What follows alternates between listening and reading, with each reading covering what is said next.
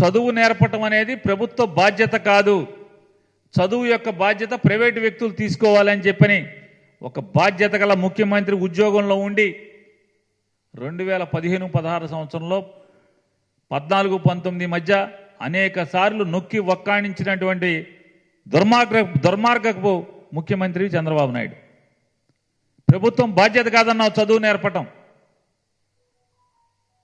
మరి చదువు ప్రభుత్వం నేర్పపోతే పేదరికం ఎలా పోతుంది? ఏ పేదవాడి ఇంట్లో అయినా పేదరికం పోవాలంటే ఆ పేదవాడి ఇంట్లోని పిల్లల ఉన్నత చదువుల ద్వారా మాత్రమే ఆ ఇంట్లో పేదరికం నమ్మిన వాడు జగన్మోహన్ రెడ్డి గారు. కాబట్టి చదువు పట్ల 70,000 కోట్ల రూపాయలు ఎల్కేజీ నుంచి అంటే 1వ క్లాసు నుంచి పీజీ వరకు ఉన్నత విద్యలో సమూలమైన మార్పులకు కానీ, నాణ్యమైన విద్య నేర్పడం కోసం కానీ, సౌకర్యాల కల్పన కోసం కానీ ఈ 5 సంవత్సరాల్లో 70,000 కోట్ల రూపాయలు ఖర్చు పెట్టిన వాడు చదువు ప్రభుత్వం యొక్క బాధ్యత అని భుజానికి ఎత్తుకున్నవాడు జగన్మోహన్ రెడ్డి గారి ప్రభుత్వం అయితే నువ్వెవరివి? ఏం మాట్లాడావు? ఈయనంట జగన్మోహన్ రెడ్డి గారు 10 రూపాయలు ఇచ్చి 100 రూపాయలు పన్నుల రూపాయన లాక్కుంటున్నాడంట. ఈయన 15 రూపాయలు ఇస్తాడంట, పన్నులేయడంట. ఆ 15 రూపాయలని 100 ఎలా చేయాలి, 100ని 1000 ఎలా చేయాలో ఈయన నేర్పిస్తాడంట.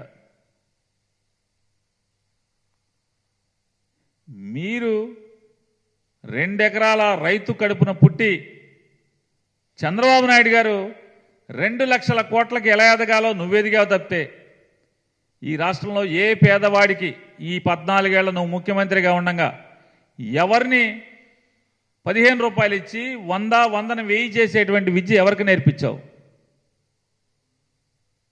ఎవరికి నేర్పించావంటే నీ ఎమ్మెల్యేలకి, నీ మంత్రులకి నేర్పించావు. 15ని 100 ఎలా చేయాలి, 100ని 1000 ఎలా చేయాలనేది నేర్పించావు. ఆయన మాట్లాడతాడు.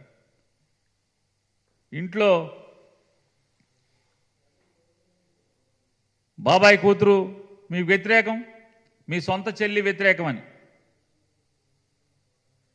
చంద్రబాబు నాయుడు గారిని నేను ఒకటే ప్రశ్నిస్తున్నాను. హరికృష్ణ గారు మీకు వ్యతిరేకమా కాదా? నందమూరి హరికృష్ణ గారు వ్యతిరేకమా కాదా? ఎన్టీ రామారావు గారు మీకు వ్యతిరేకమా కాదా? దగ్గుబాటి వెంకటేశ్వరరావు గారు మీ మీద పుస్తకం రాశాడా లేదా వ్యతిరేకమే కాదా? మీ వదిన గారు దగ్గుబాటి పురంధేశ్వరి గారు మీకు వ్యతిరేకమా కాదా? మీ సొంత తమ్ముడు నారా రామ్మూర్తి నాయుడు కాంగ్రెస్ పార్టీలో చేరి పనిచేశాడా లేదా మీకు వ్యతిరేకంగా? మీ సొంత అక్క కుటుంబం వైఎస్ఆర్ కాంగ్రెస్ పార్టీలో చేరి పనిచేశారా లేదా? వీళ్ళంతా ఎవరు? మా పిల్లనిచ్చిన మామగారు వ్యతిరేకం, తోబుట్టిన తమ్ముడు వ్యతిరేకం, బావమద్ది వ్యతిరేకం, తోడళ్ళుడు వ్యతిరేకం, వదిన గారు వ్యతిరేకం, అక్క వ్యతిరేకం, అక్క కుటుంబం వ్యతిరేకం. మరి వీళ్ళందరూ ఎవరు? మరి మన ఇంటి వాళ్ళు చేస్తేనేమో అది రాజకీయమా? ఇక్కడేమో జగన్మోహన్ రెడ్డి గారి తప్పులా? కాస్త నోరు మాట్లాడేప్పుడు అంటే ఏంటంటే ఈనాడు, జ్యోతి వీళ్ళు రాయరు, చూపించరు కాబట్టి మన చరిత్ర అంతా ఎవరికి గుర్తుండదు అనుకుంటారు మీరు.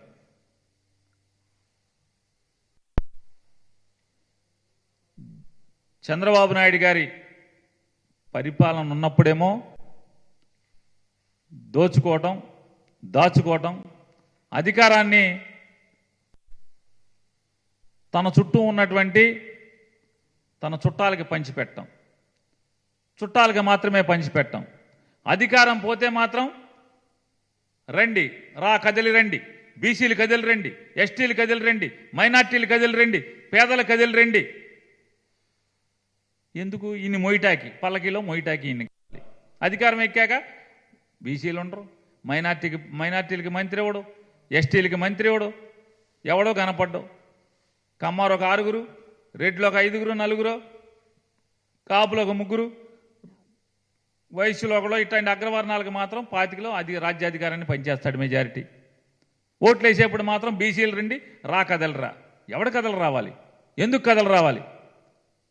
నీ జన్మలో ఎప్పుడన్నా ఈ ప్రజలకు కానీ, ఈ పేదలకు కానీ, లేదా బీసీ కులాలకు కానీ, లేదా ఎస్సీ కులాలకు కానీ, ఎస్టీ కులాలకు కానీ ఒక్కటంటే ఒక్క మైల్ రాయి నీ జన్మలో ఇప్పుడు చెప్పగలుగుతున్నావా? ఇది రాజశేఖర రెడ్డి గారు ఒక 108 తీసుకొచ్చాడు. రాజశేఖర రెడ్డి గారు ఆరోగ్యశ్రీ పెట్టాడు. రాజశేఖర రెడ్డి గారు పిల్లలకు ఉన్నత చదువులు పెట్టాడు. జగన్మోహన్ రెడ్డి గారు 17 మెడికల్ కాలేజీలు కట్టాడు. జగన్మోహన్ రెడ్డి గారు స్కూల్స్ని అద్భుతంగా తయారు చేస్తున్నాడు. 70,000 కోట్లు ఖర్చు పెట్టి మైలురాళ్ళు 4 పోర్టులు నిర్మాణం చేస్తున్నాడు. ఇట్లాంటి ఒక్కటంటే ఒక్క పథకం చంద్రబాబు నాయుడు మీ జన్మలో ఈ రాజకీయ చరిత్రలో నేను గుర్తుండిపోయేటువంటిది ఈ పథకాన్ని చేశానని, లేదా 2014 నుంచి 19 దాకా ఇవాళ కనిగిరిలో ఏం చెప్పాలి? దమ్మున్నాడు రాజకీయ నాయకుడైతే 2014 నుంచి 19 దాకా నేను మీకు ఈ రకమైనటువంటి పరిపాలన బ్రహ్మాండంగా అందించాను, మళ్ళీ అదే పరిపాలన తీసుకొస్తాను. ఇవాళ మీరు కష్టాలు పడుతున్నారు కాబట్టి మళ్ళీ నాకు అధికారం ఇవ్వండి అని చెప్పే దమ్ముందా? చెప్పే సినిమా లేదు. మళ్ళీ ఎప్పటికప్పుడు కొత్తది. కర్ణాటకలో బస్సు ఎక్కుతున్నారు కాబట్టి ఆడవాళ్ళకి బస్సు. అంటే ఎక్కడన్నా ఒక రాజకీయ పార్టీ గెలిస్తే ఆ రాజకీయ పార్టీ మేనిఫెస్టోని కాపీ కొట్టి ఇక్కడ పెట్టేటువంటి దిక్కుమాలిన కర్మ తప్పితే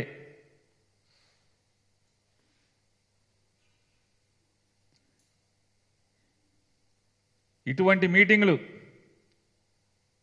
10 కాదు, 20 కాదు, 30 పెట్టుకోండి. పవన్ కళ్యాణ్ గారికి సిగ్గుండాలి, మీకు సిగ్గుండాలి. 2019లో మీరు మీ కొడుకు దొంగలని చెప్పని అతను అన్నాడు.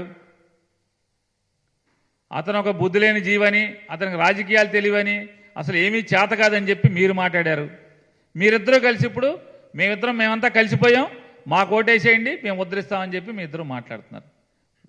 14 నుంచి 19 దాకా ఈ రాష్ట్ర ప్రజల్ని నట్టేట ముంచినటువంటి మీరు 600 హామీలు ఇచ్చి ఇట్లాంటి మేనిఫెస్టోలో వ్యవసాయ రంగానికి 9 గంటల విద్యుత్ ఇస్తా అన్నారు.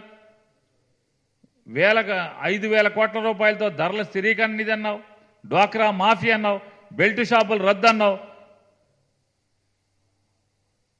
సెల్ ఫోన్లు ఇస్తా అన్నావు, ఇంటికి ఒక ఉద్యోగం అన్నావు. ఏమైనాయి ఈ మేనిఫెస్టోలన్నీ? గాలికి వదిలేసి కనీసం ఎక్కడ దొరకకుండా మేము ఎవడేంటే మామూలుగా ఈ పాత కాగితాల పుస్తకాల్లో ఎక్కడో కొనుక్కొచ్చి దాచుకుని మేము ఫోటోస్టాట్లు తీసుకుని ఉంచుకున్నాం. ఎందుకంటే మొత్తం లేకుండా చేసావు కదా. 14 మేనిఫెస్టోని ఎక్కడ కనపడకుండా చేసావు కదా. మరి ఇవన్నీ ఏమైనాయి?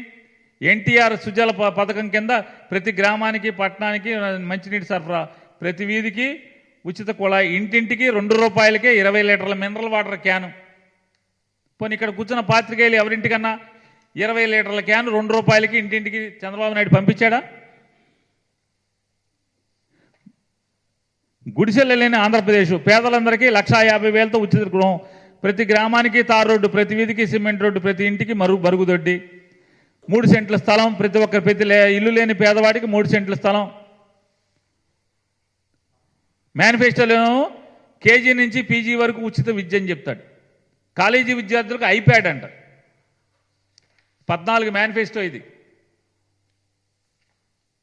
అధికారం వచ్చిన తర్వాత ప్రభుత్వం బాధ్యత కాదు విద్య అనేది, అది ప్రైవేటు సంస్థలు చూడాలని చెప్పి మాట్లాడతారు. అధికారం లేనప్పుడు అరచేతిలో వైకుంఠం చెప్పి ప్రజల్ని మోసం చేసేటువంటి, ఏమార్చేటువంటి ప్రయత్నంలో భాగంగానే ఈ కదలిరా, ఎవరు ఎందుకు రావాలి, ఎందుకు కదలాలి, ఎవరి కోసం కదలాలి, మీరేం మేళ్లు చేశారని, వాళ్ళ జీవితాల్లో ఏం ముద్రించారని చెప్పని కదలాలి, రావాలి అనేది సమాధానం చెప్పని వారిని డిమాండ్ చేస్తున్నాం.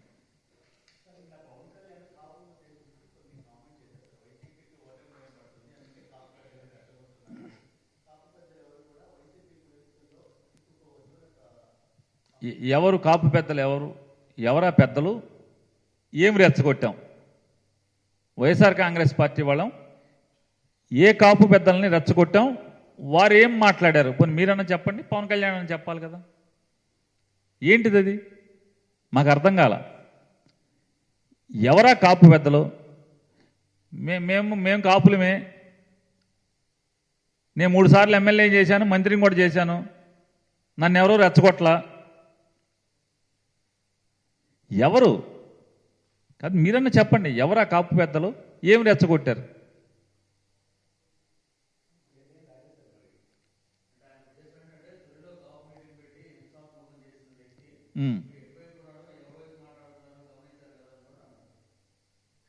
తునిలో కాపు మీటింగ్ పెట్టినంటే ఆయన ఏం మాట్లాడుతున్నాడు?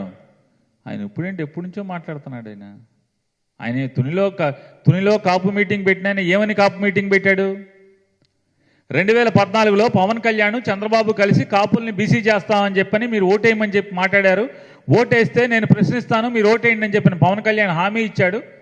కాబట్టి ఇద్దరూ కలిసి, చంద్రబాబు నాయుడు పవన్ కళ్యాణ్ ఇద్దరూ కలిసి మాకు కాపులకి హామీ ఇచ్చారు, మమ్మల్ని బీసీ చేస్తామని చెప్పారు, మా ఓట్లన్నీ మీకు వేసాం, మీకు అధికారాన్ని ఇచ్చాం, మమ్మల్ని బీసీని చేయడం మర్చిపోయారని చెప్పని సోలాన్ని పెట్టి నిద్రపోతున్నటువంటి ఏనుగు లాంటి చంద్రబాబు నాయుడు గారిని, కుంభకర్ణ నిద్రపోతున్నటువంటి పవన్ కళ్యాణ్ని అంకుశంతో పొడవటానికి తుని మీటింగ్ని ఒక ఆయుధంగా ఆయన ఎంచుకున్నాడు.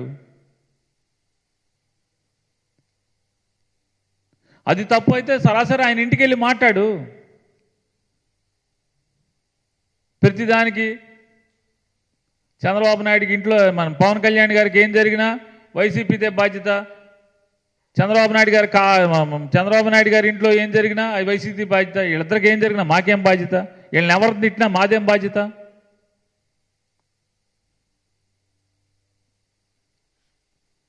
ఇప్పుడు మీరు ఇంకో ఆయన పేరు చెప్తున్నారు, హరిరామ జోగి అని. అక్కడ తున్నన్నారు, ఇప్పుడు హరిరామ జోగి అన్నారు. హరిరామ జోగి గారి గురించి మాకేం అవసరం? ఆయన రోజు మమ్మల్ని తిడతంటే. హరిరామ జోగి గారు మిమ్మల్ని ముఖ్యమంత్రి అవ్వాలని మీరు ఆయన ఫోన్లో మాట్లాడారు, వీడియో కాల్లో మాట్లాడారు. మీకోసం ఆయన మిమ్మల్ని ముఖ్యమంత్రి అవ్వాలని నిరాహారదీక్ష చేస్తాడంటే ఆయన మీరు ఆయన కలిసి అది నిజమా, డ్రామానా, ప్రేమ ఒలక పోసుకున్నారా, ఏం చేశారో మీరు తీశారు, మాకు టీవీలో చూపించారు, వీడియో కాల్లో మీ ఇద్దరం మాట్లాడుకుంటాం. ఆయన నీ దిగజారుడుతనాన్ని, కాపుల్ని టోకుగా చంద్రబాబు నాయుడు గారికి తాకట్టు పెట్టేటువంటి విధానాన్ని ఆయన ప్రశ్నిస్తే దానికి వైసీపీకి ఏం సంబంధం?